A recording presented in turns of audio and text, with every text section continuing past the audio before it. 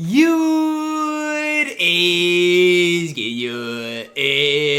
your boy Ty back here with another video. And in this video today, guys, what we're going to be doing is we're going to be taking a look at the best starting lineup you guys could create for each and every season in NBA 2K23 MyTEAM. So for example, season 1 could be looking at maybe a lineup of like Donovan Mitchell, Vince Carter at the 3. You could have Jason Tatum at the 4. Worthy 580. I don't know. I didn't use trophy case cards in season 1 when we get there, just because I think it was a little hard. Not most people didn't obviously get a Galaxy Opal, and so then it was about a pink diamond, and then obviously Russell Westbrook. I'll talk about it, but again, didn't necessarily put him in my lineup. But that's what we're going to be doing. Take a look at the best squad you could make for each and every season in NBA 2K23 MyTEAM.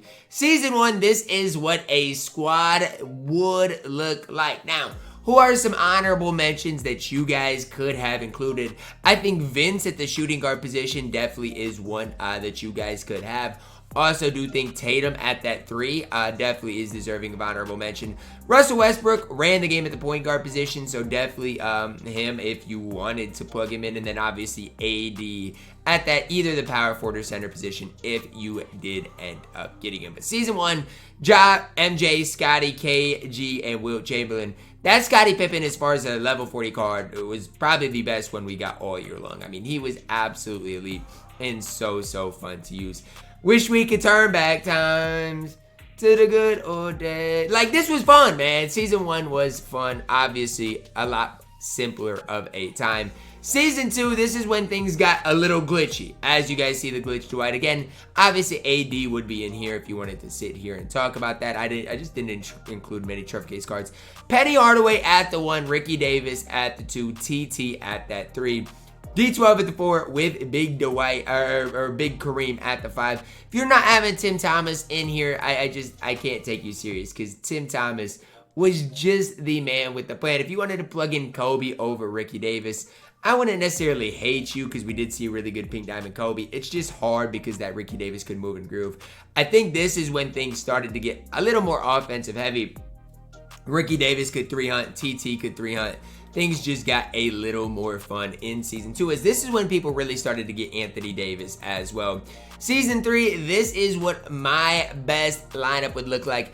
I plugged in Lonzo Ball at the 1. Obviously, at the 3, if you wanted, or 4, if you wanted to plug in the fire Giannis, I wouldn't hate you, because he was actually really solid. Pink Diamond LaMelo, definitely you could plug in there at the 1 as well. Trying to think of some other Tis the Season cards. You know, we had Galaxy Opal Galaxy Opal MJ over Terry. Also, this is when we saw the Kazi Russell. That was really solid as well in that flash forward set. So in general, I think Season 3, we saw a lot of good drops. The fireworks set wasn't great. Tis the Season was good. Fire was good. Flash forward was good. We saw quite a few really good drops in Season 3. Season 4, this is when we saw our first Dark Matters in that All-Star set with LeBron, with Giannis. This is like when everybody, I do believe, started getting banned, though. Maybe, you know, it was right around, I think, the All-Star game anyways. Saw those stellar odds that were obviously elite with the Ben Simmons and Scottie Pippen. I did like Magic more than Ben Simmons. That's my reasoning at the 1. At the 2, again, I plugged in Scottie Pippen. But again, if you like the Klay Thompson, if you wanted to plug in a guy like Carmelo Anthony, you do what you do. Even that Galaxy Opal Vince for his time was really solid. We saw the Eclipse Gal. That's basically what got everybody banned in my team. That card was absolutely too much. Season 5, this is when we saw the T-Mac and Terry both. This is when things really got out of hand as far as I'm concerned when it comes down to my team. Jimmy at the 1 is who I went with. If you wanted to plug in, you know, a Shangoon type of card, again, I can't hate on this. If you wanted to, honestly, what I'm going to do is I'm going to switch to this right now, and I'm going to plug in Porzingis over, and this is my opinion, going to plug in Porzingis over a guy like Dikembe. I feel like KP just gave you a little bit more. We also saw the Bracket Busters event this season, and that's, you know, where that Kareem Abdul-Jabbar was. So if you wanted to plug him in center, I wouldn't hate you as well. I feel like if you don't have both Terry and T-Mac in this lineup, you're doing something wrong, though. They both were probably the highlights, as well as Taco in Season 5 as far as I am concerned. Season 6, this is when things got out of hand. This is, you know, the biggest maybe pay-to-win season we have so far in my team history. You know, the hero drop, that's when you saw the Minute, the Yao, the Bubble. And to lock in that, it was like at once, what, 10 million MT, just something absolutely ridiculous. Invincible T-Mac came out, his release was on very quick. I'd even argue the Radiant T-Mac's release was better. Obviously, this was ran by the hero drop. 4 out of 5 of the top players we got in Season 6 were from the hero drop. And I'd go as far as to saying you could plug in Tim Thomas in this spot and all 5 could be from that hero drop. I'm leaning T-Mac, but again, I wouldn't hate you if you guys like, you know, that if you that's what you wanted to do. Some players we didn't get in the hero drop that were good. We saw interdimensional Luca, he was pretty good. You know, in the out of position drop, we saw KG, he was pretty good. Like, in general, though, it wasn't too much. It was headlined by the hero set. Season 7 was, I would say, this was where we saw a lot of that free content as far as the all-time spotlights were concerned, which I didn't mind because that led to a free endgame KD, who, in my opinion, makes the Season 7 drop. Cade at the point guard position is who I went with. If you wanted to plug in a guy like Eamon Thompson, I think you could have. Again, I didn't necessarily love him, so I went with Cade. KD at the 2, I think definitely takes the cake. Wemby at that 3. The only other 3 you could debate is Boncaro, but again, Wemby was better. Invincible KP at the 4 with Rick Smits at the 5.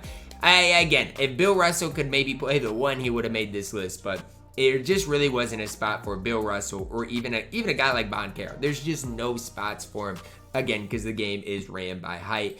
And then to Season 8. This is headlined by Magic, PG, the backcourt duo. If you wanted to plug in Giannis, Ben Simmons with, you know, PG or another shooting guard, I don't hate you. Again, this is all preference based.